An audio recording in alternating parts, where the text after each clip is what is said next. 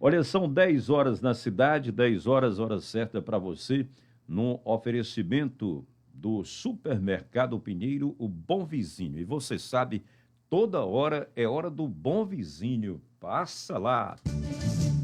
Hoje nós temos aqui a nossa entrevistada. Doutora, se quiser colocar o celular aqui, fica até melhor, viu? Nossa entrevistada hoje, inclusive hoje é o Dia do Advogado, e vamos conversar hoje com Mônica Matias, é advogada criminalista com atuação exclusiva na área do direito penal, é graduada em Direito pela UVA, especialista em Ciências Criminais pela Universidade Estácio de Sá e atualmente pós-graduada em Direito Penal e Criminologia pela PUC do Rio Grande do Sul, atuou como assessora de delegado da Polícia Civil e foi presidente da Comissão de Defesa das Prerrogativas da OAB Sobral, é membro da Comissão de Estudos em Direito Penal da OAB Ceará e coordena o Núcleo de Defesa da Advocacia Criminal, iniciativa voltada à valorização e proteção da atuação da advocacia criminal no município e região. Doutora Mônica Matias, prazer recebê-la aqui no programa Luiz Siqueira. Seja bem-vinda, traga aí o seu bom dia, já conversou comigo fora do ar. É de Sobral, é sobralense, muito bem. Bom dia, bom dia. Bom dia, Luiz Siqueira, muito obrigada pelo convite. Cumprimento todos os ouvintes, cumprimento todos que estão aqui na rádio. É uma alegria, uma satisfação, uma imensa honra estar aqui. Agradeço muito pelo convite, agradeço ao professor Renato Paiva, ao Diego Souza, e espero que a gente possa bater um bate-papo bem legal, bem interessante, sobre um tema muito acalorado, né? Cheio de amores e ódios. Inclusive, eu fui buscar algumas informações e, dentre essas informações sobre o seu trabalho, rapaz, a doutora Mônica Matias Siqueira, ela é estudiosa no caso Bolsonaro, é isto? A gente tem feito algumas avaliações, né, em algumas rádios, temos dado algumas entrevistas, escrito sobre esse tema, e é um tema que gera muita discussão teórica, acadêmica.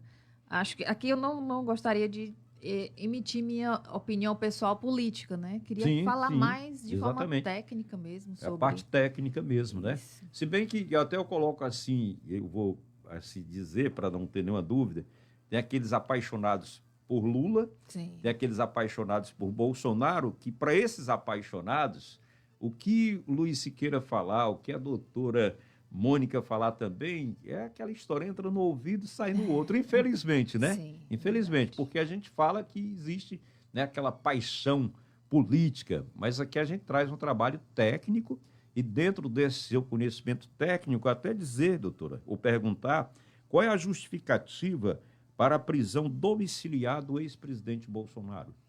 Pronto, uma pergunta boa, já direto ao assunto, né? E a gente, para explicar a prisão domiciliar, a gente tem que voltar um pouquinho e falar sobre as medidas cautelares que foram impostas pelo ministro Alexandre de Moraes. Na decisão que o ministro Alexandre decretou a prisão domiciliar, ele justifica a prisão domiciliar por uma suposta violação das medidas cautelares que foram anteriormente estipuladas. Só que a gente esbarra aí num problema que é um problema legal, né? As medidas cautelares, elas são medidas autônomas. A lei permite que o juiz já imponha medidas cautelares no curso da ação penal. No entanto, a prisão domiciliar, ela não é uma medida autônoma. Ela não é uma medida cautelar. A meu ver, ela foi erroneamente estabelecida. E a prisão domiciliar, na verdade, ela funciona como uma substituição da prisão preventiva. É interessante a gente mencionar que quando o ministro Alexandre decretou estipulou as medidas cautelares, ele disse, olha, eventual violação será decretada prisão. Ele afirmou que quando houve o ato dos apoiadores do Bolsonaro no domingo, o ex-presidente Bolsonaro teria violado essas medidas cautelares, especificamente a medida cautelar que determinava que ele não poderia usar redes sociais. Só que, ao invés de decretar a preventiva, ele determinou a prisão domiciliar. Não existe previsão legal de prisão domiciliar nesse caso. A prisão domiciliar, ela funciona... Vou tentar dar um exemplo. Uma pessoa está respondendo uma ação penal e foi decretada a prisão preventiva. Essa pessoa tem um estado de saúde debilitado. Essa pessoa tem mais de 80 anos. Essa pessoa é uma mulher que tem filhos menores de 12 anos. Nesses casos, nessas hipóteses, é possível substituir a prisão preventiva pela prisão domiciliar. São hipóteses taxativas que a lei prevê, o Código de Processo Penal prevê, e por razões excepcionais, por razões humanitárias.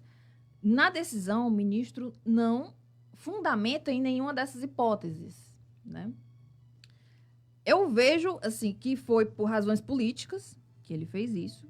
Ele não quis inflamar ainda mais a situação, mas também não quis deixar, entre aspas, barato, essa apontada violação da cautelar de proibição de usar redes sociais. Ele entendeu que houve essa violação e decretou a prisão domiciliar, a meu ver, de forma errônea. Doutora Mônica, bom dia. Wellington, eu já cheguei assim no meio da explicação, mas teve uma fala da senhora que me chamou a atenção. Ele não poderia usar as redes sociais, né? Eu acho que ele teria descumprido essa determinação. A partir do momento que a justiça, assim, o olhar do juiz, assim, há um dito que diz que ordem judicial não se discute, se cumpre. Sim. Mas se pode questionar. A partir do momento em que o juiz diz, você não pode mais usar rede social. Sim. Eu não estou sendo... Não está havendo aí uma censura, não.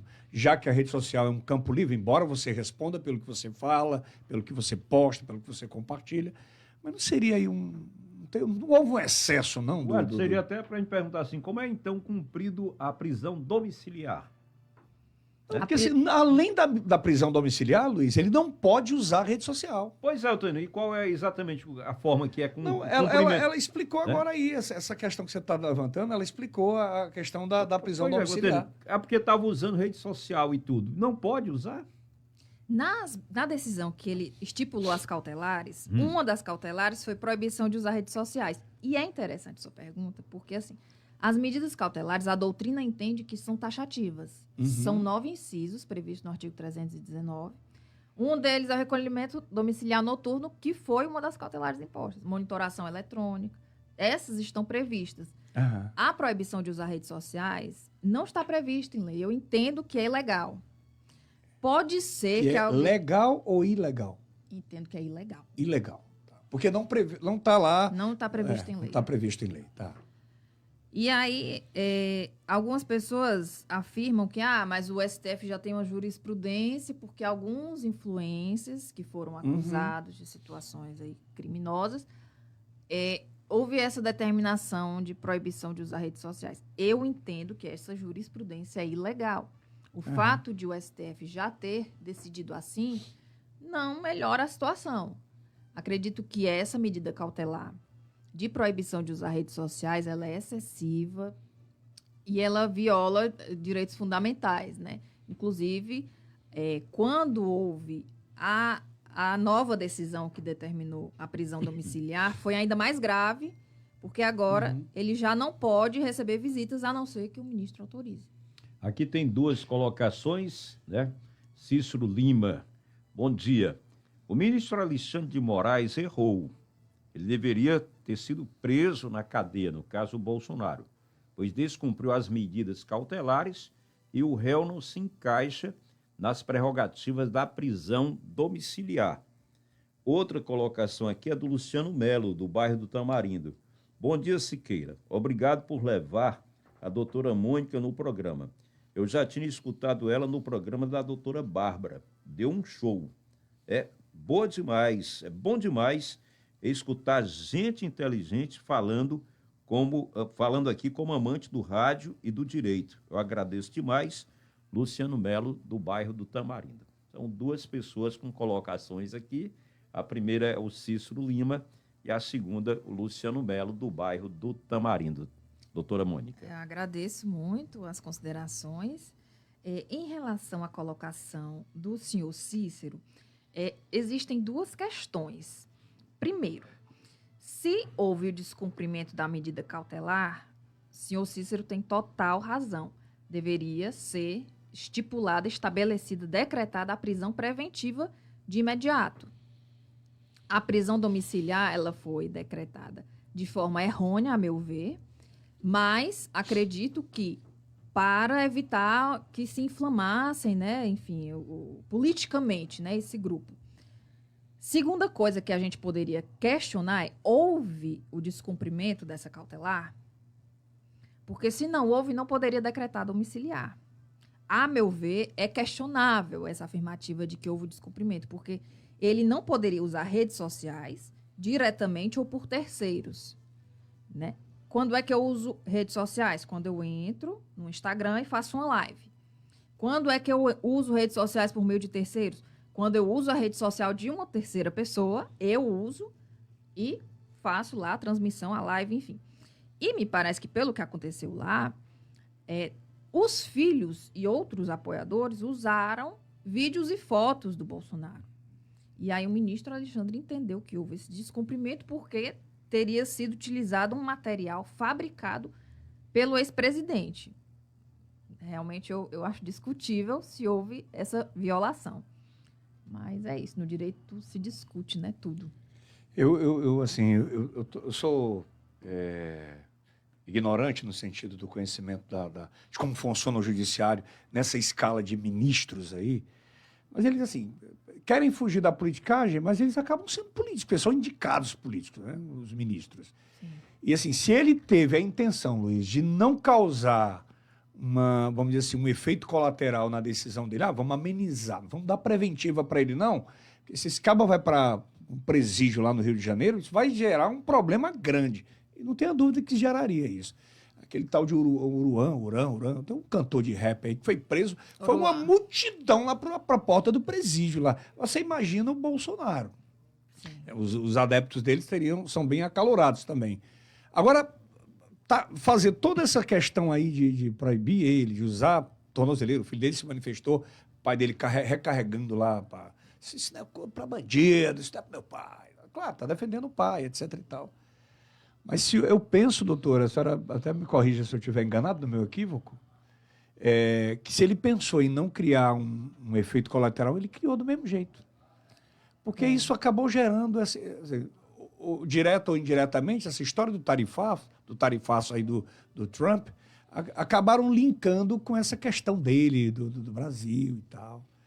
Sim.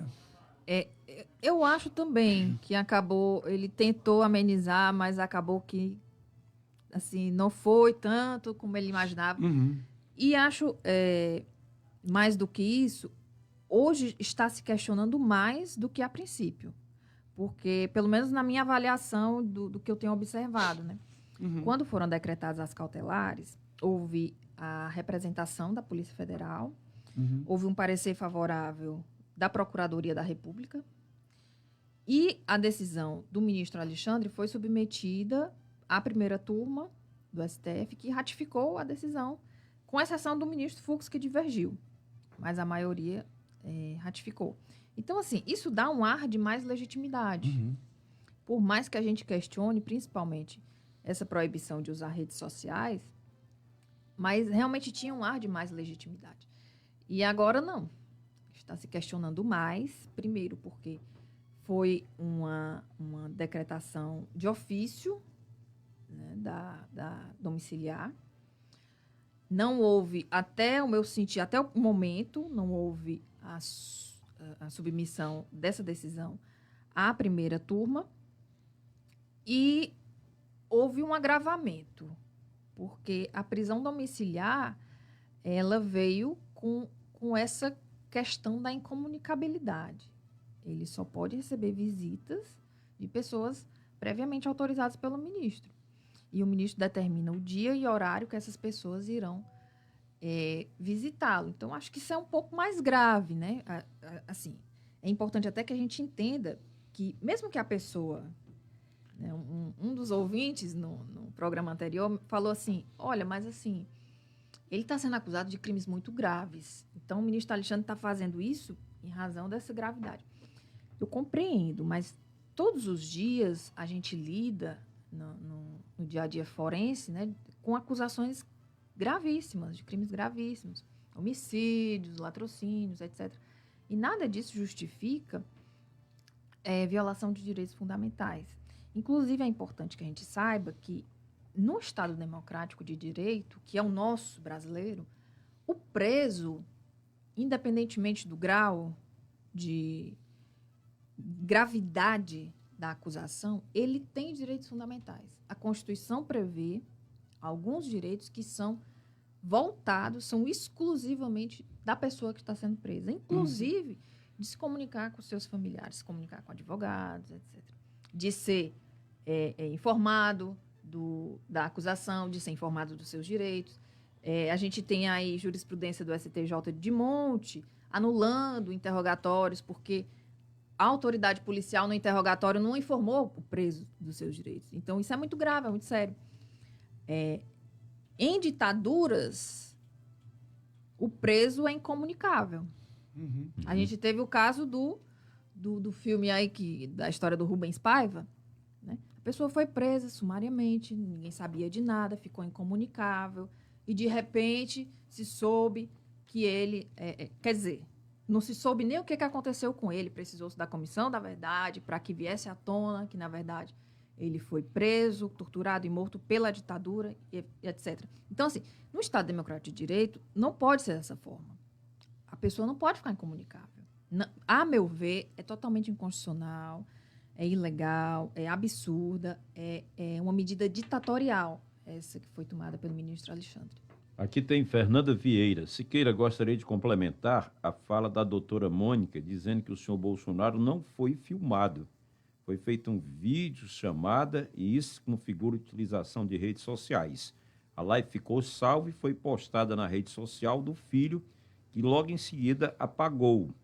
Sem falar que em outros processos que Bolsonaro foi acusado, houve interferência de Bolsonaro e seus filhos e também de apoiadores. Aqui é a colocação da nossa ouvinte Fernanda Vieira, assistindo aqui a gente o irmão Beto da Paz lá no Cariré. Um abração para ele. Aqui também tem mais comentários. Gilcélio Paiva. Luiz Siqueira, quero parabenizar o programa por sempre trazer grandes temas para os debates. Você acertou em convidar a competente doutora Mônica para fazer essa entrevista. Gilcélio Paiva. Paulo Júnior, sem anistia para terroristas, cadeia neles. Aí as opiniões que a gente vê muito aqui. Francisco Alves, construtor. Siqueira, o Bolsonaro já era para estar preso, mas há muito tempo, como ele disse, que estava financiando o filho dele nos Estados Unidos, lesando aí a pátria. Aqui também mais informações, Lúcio Gomes. As defesas do ex-presidente Bolsonaro, PL, e de mais 6 réus da chamada trama golpista, tem até quarta-feira, dia 13, para entregar ao Supremo Tribunal Federal as últimas considerações sobre o processo, no caso, as chamadas alegações finais. Então, são muitos os comentários aqui, doutor. O Xandão pegou, foi leve, já que ele descumpriu. Era para estar na prisão. Vini Arruda, Clay Petro, lá em Crateús também, está assistindo a gente. Pergunte à doutora, quem tem prisão domiciliar pode sair de casa? Muito obrigada pelas considerações, presidente Gilcélio. Agradeço aí as perguntas.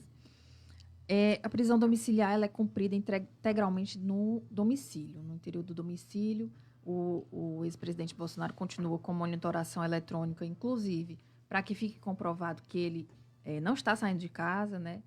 E a pessoa não pode sair da residência. A prisão domiciliar ela tem essa finalidade. Até para ir ao médico tem que... Não, aí ele pode pedir autorizações, né? Em situações excepcionais, né? Pontuais, ele pode pedir autorização. Precisa dessas autorizações, senão vai ser visto... Olha, poderá ser visto como descumprimento. Aí. Exatamente. Pode ser revogada a prisão domiciliar? Pode ser revogada e parece que a defesa entrou com um recurso justamente nesse sentido, de revogar. Ela é revogada quando não há mais necessidade. Porque toda medida cautelar, ela só é imposta se houver necessidade. Porque, assim, a medida cautelar, e aqui, claro, a domiciliar não é uma cautelar, mas ela está funcionando como se fosse. Toda cautelar, ela não traz um juízo de culpa acerca do mérito, né? Então, a gente não pode dizer que ele está sendo castigado. Não se trata disso.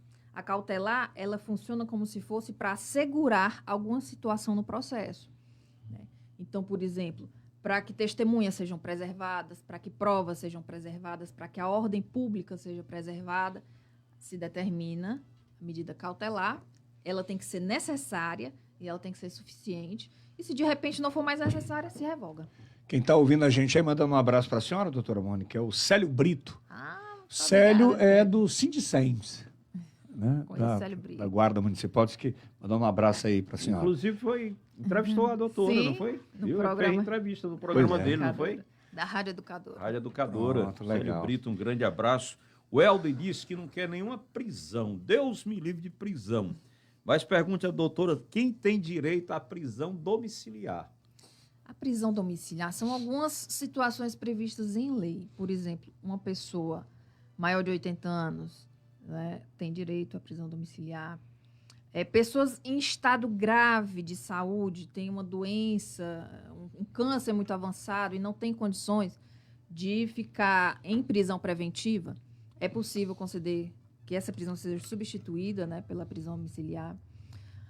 Mulheres grávidas, antigamente, quando a mulher grávida não tinha, não havia essa previsão, muitas mulheres que eram presas, grávidas e que davam à luz no presídio, essas crianças eram levadas para adoção e a mulher eventualmente saía do presídio e não tinha mais notícias do filho. Então, Olha só. é por isso que tem essa previsão agora, mulheres grávidas, mulheres que são mães de crianças de até 12 anos, ou de pessoas, né, que são mães de pessoas com deficiência.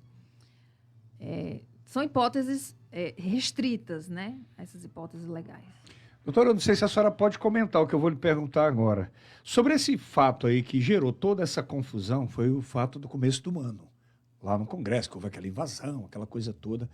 Aí teve lá uma das pessoas lá, que foi uma das notícias que rodou muito, que colocou um batom lá num negócio lá, pegou não sei quantos anos de cadeia.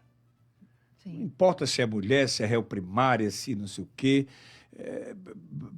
E outras pessoas, idosos, enfim.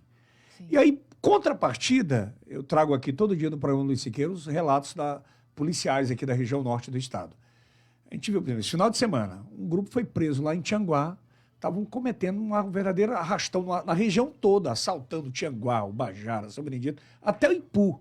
Foram presos 6 produtos do roubo e tal. Foram levados para a delegacia e aí todo mundo foi para casa. Quer dizer, a justiça parece que aquela vendazinha é um olho fechado e o outro aberto para enxergar o que quer. Se a senhora poderia comentar, eu estou dando esses dois paralelos aí, esses dois exemplos, para que eu possa entender que a justiça de fato é cega e que os ministros são mais cegos ainda, porque eles estão no topo dessa cadeia da justiça e etc e tal. A senhora acha que... Como é que a senhora vê essa aplicação da pena para essas pessoas? Só fazer aqui uma observação, né, Pois não, Wellington? né? O Wellington falou aqui no começo do ano, mas foi 8 de janeiro 8 de janeiro do ano 2023. 2023. Não, Tênis, porque... Não, porque eu começo errei do no ano, tá né? certo. Tá Ah. bom? Só Sim. para Tá fazer certo. Obrigado, Luiz. essa Obrigado. retificação. Doutora, por favor.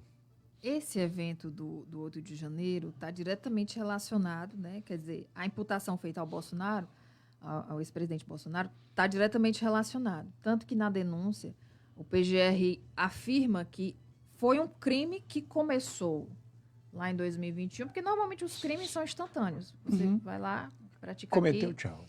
mas foi de acordo com a denúncia, né? Começou-se com discursos e reuniões e chamamentos à ocupação da Praça dos Três Poderes, etc., e vídeos e tal, e que teria culminado com esse ato do 8 de janeiro. Bom, aí teve essa polêmica da moça com o batom. O ministro Alexandre, inclusive, ressaltou o seguinte: olha, o fato de ter sido filmado ou fotografado, não sei se foi exclusivamente esse episódio dela com o batom na estátua, não diminui o que teria sido praticado no interior dos prédios das instituições. De fato, é um crime que é praticado em multidão. Então, pelo fato de ser praticado em multidão, a gente tem algumas dificuldades, inclusive de delimitar a conduta.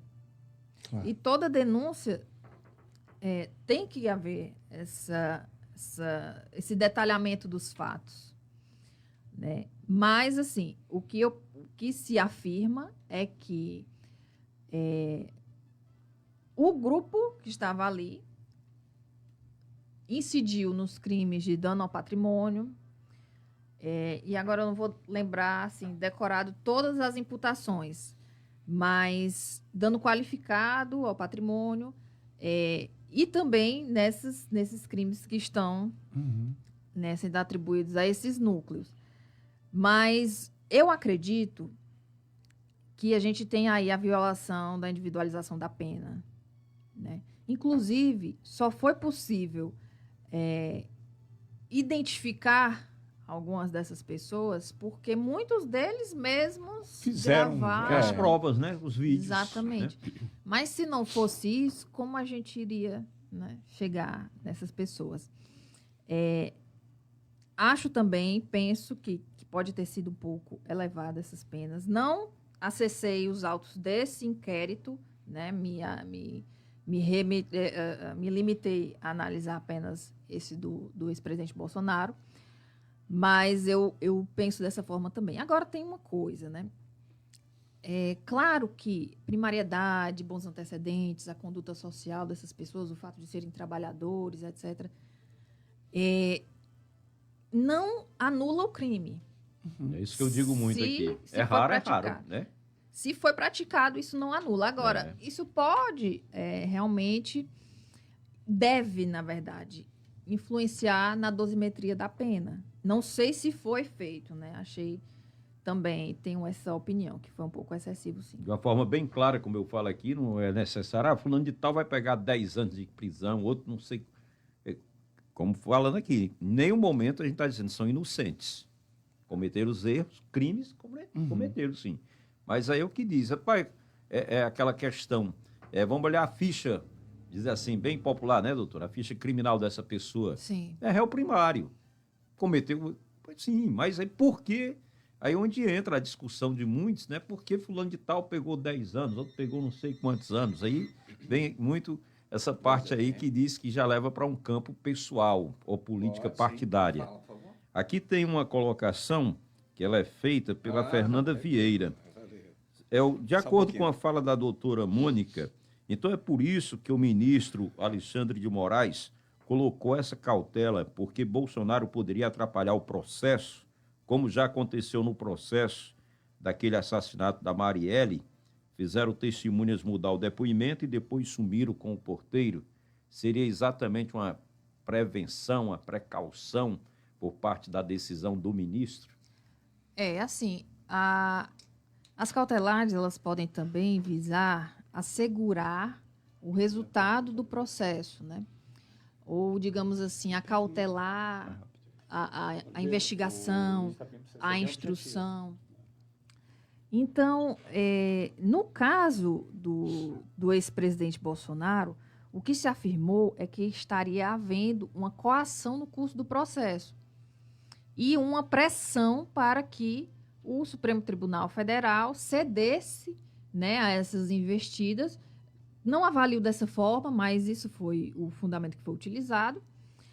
E ele avaliou que isso põe em risco a instrução criminal. Ele até usou a investigação criminal. Não acho, porque não tem mais investigação. Agora, inclusive, a instrução já passou. Estamos na fase de alegações finais.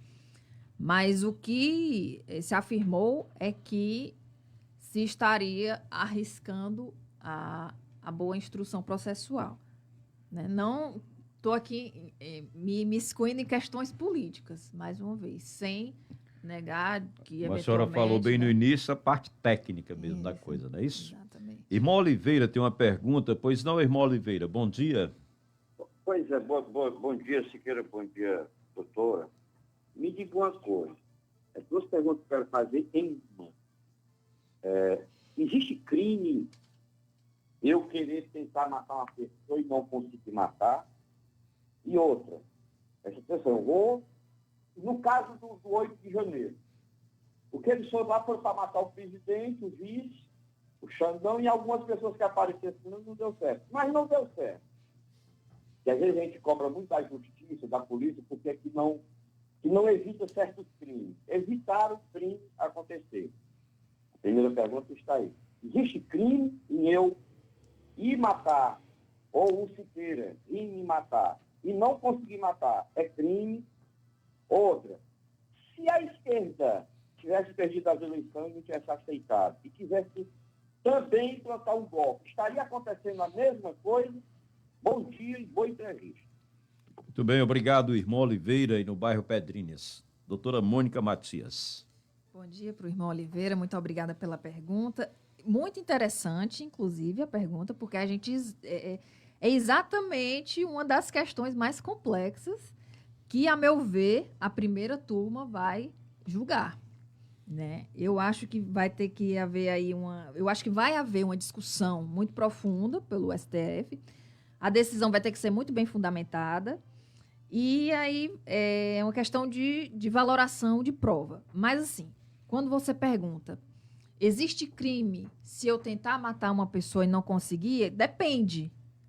Né? Depende muito do caso. Por exemplo, eu adquiri uma arma em desacordo com a legislação, chego aqui na rádio, aponto para o Luiz Siqueira, mas por alguma razão ele consegue fugir, eu não consigo atingi-lo. Isso é tentativa de homicídio.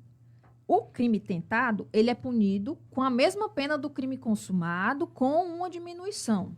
A diminuição, a lei prevê. Tem a fração, e aí o juiz, no caso concreto, ele vai dizer qual fração ele vai usar e por quê.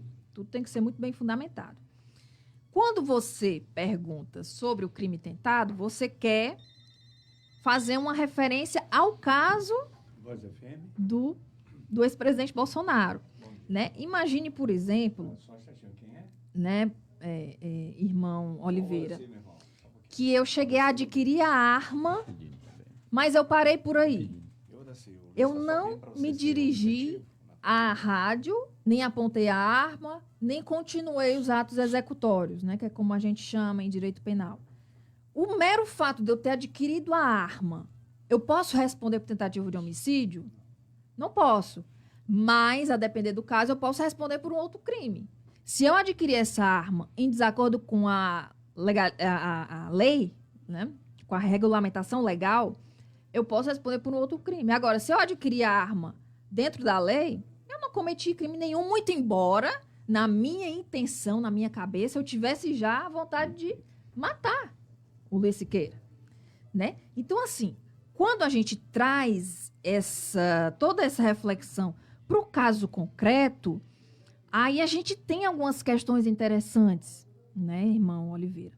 Por exemplo, a minuta do golpe foi usada pelo PGR como um dos elementos para se afirmar que o crime chegou a ser tentado. Porque o crime de golpe de Estado e de abolição violenta do Estado Democrático, que são os dois crimes imputados ao ex-presidente Bolsonaro, eles são punidos da forma tentada. Não se espera a consumação. Porque se você chega a consumar o crime, não tem mais Estado, não tem mais instituições. Onde o próprio Bolsonaro chegou a dizer, tentativa não é crime, né? Ele diz. A tentativa, ela é punida. É punida. É um fato. E esses dois crimes que estão sendo atribuídos a eles são justamente...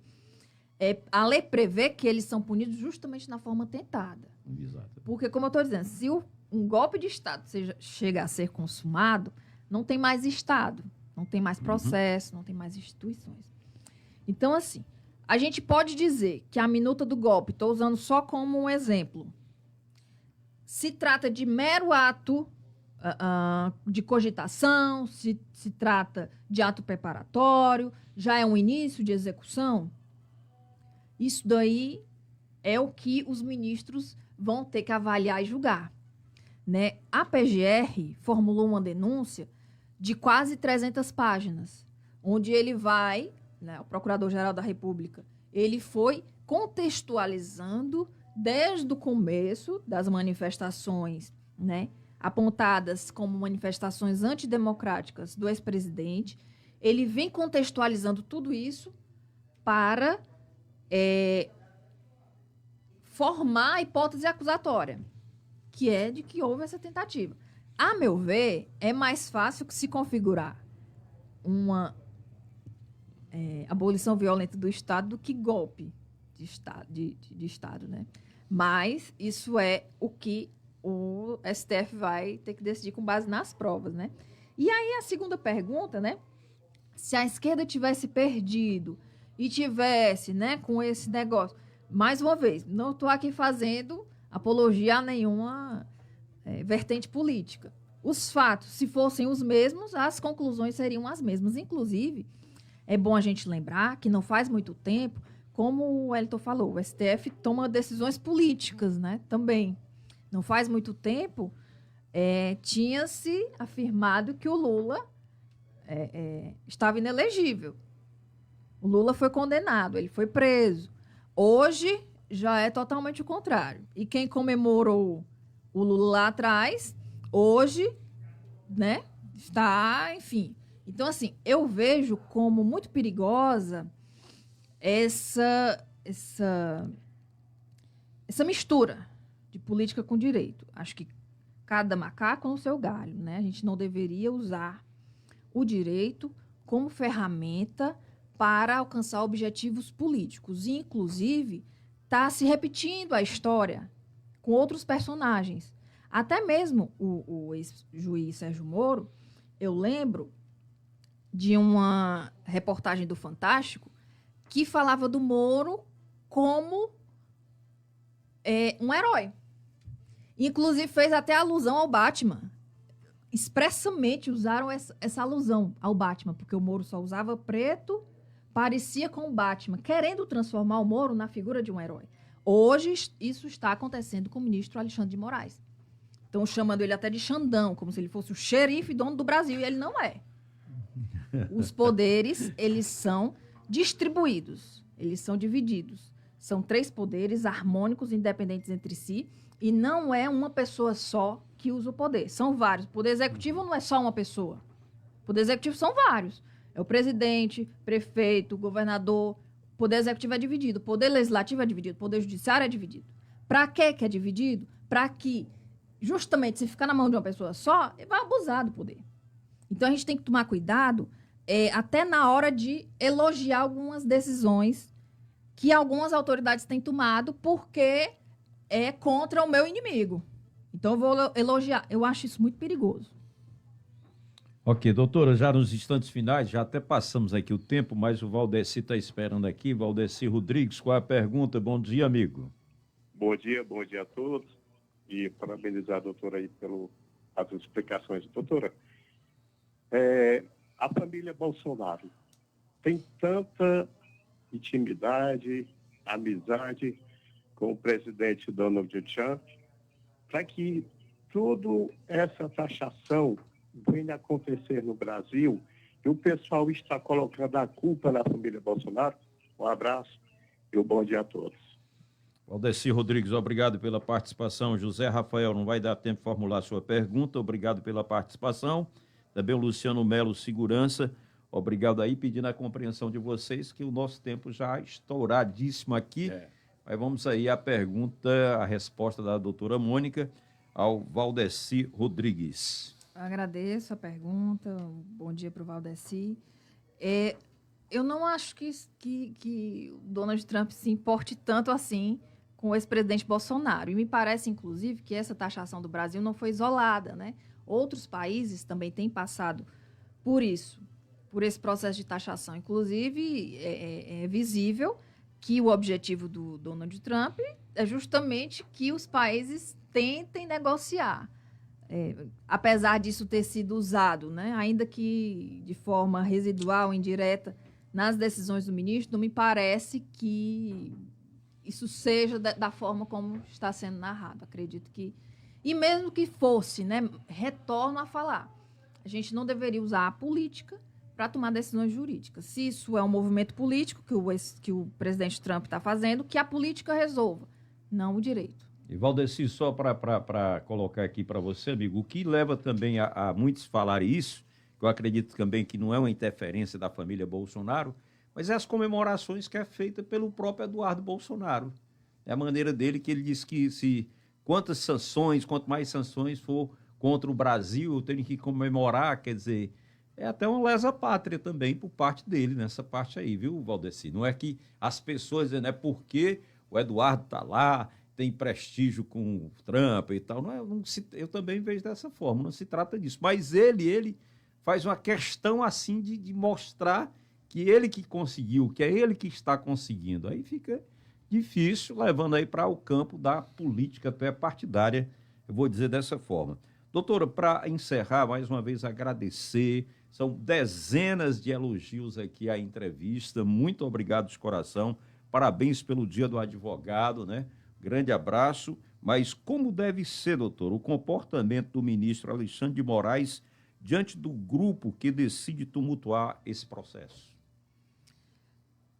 Pois é, eu acho que já está bastante comprometida, né, a imparcialidade do ministro Alexandre. Acho que desde o começo, inclusive acho que foi o Wellington que mencionou, ele está apontado na denúncia como uma das pessoas que seriam alvo desse grupo, né? Então, assim, como é que o grupo supostamente estaria monitorando o ministro Alexandre, estaria com pretensões até de matá-lo, de acordo com a denúncia, e é ele quem vai julgar essas pessoas. Acho que isso é muito complicado. Ele deveria se dar por suspeito, ele deveria dizer que não tem condições, ele não precisa justificar, por razões de foro íntimo, ele deveria entregar o processo, mas ele não vai fazer isso, ele vai julgar, ele vai até o fim. E eu acho que, assim, ele tentou ser cauteloso até aqui e não está mais conseguindo. Até essas medidas aí, a meu ver, inconstitucionais, ele vem adotando. Então, eu realmente não sei como é que nós iremos encarar isso. Acho que o recurso, sendo julgado pela primeira turma, talvez haja um arrefecimento dos ânimos. Vamos ver, né? E eu encerro agradecendo muito pelo convite, mais uma vez, Luiz Siqueira, muito obrigada ao Wellington também, a todos que participaram, a todas as considerações. Agradeço de coração. Eu garanto a doutora Mônica Matias, advogada criminalista, que se um dia a gente começar o programa às 7h30, vai até 11 horas e não vai faltar perguntas. Bom demais. Muito obrigado, doutora. Tudo de bom. Muito Parabéns obrigada. pelo trabalho. Muito obrigado pela vinda aqui ao programa e volte sempre. Muito obrigada. Obrigadão de coração.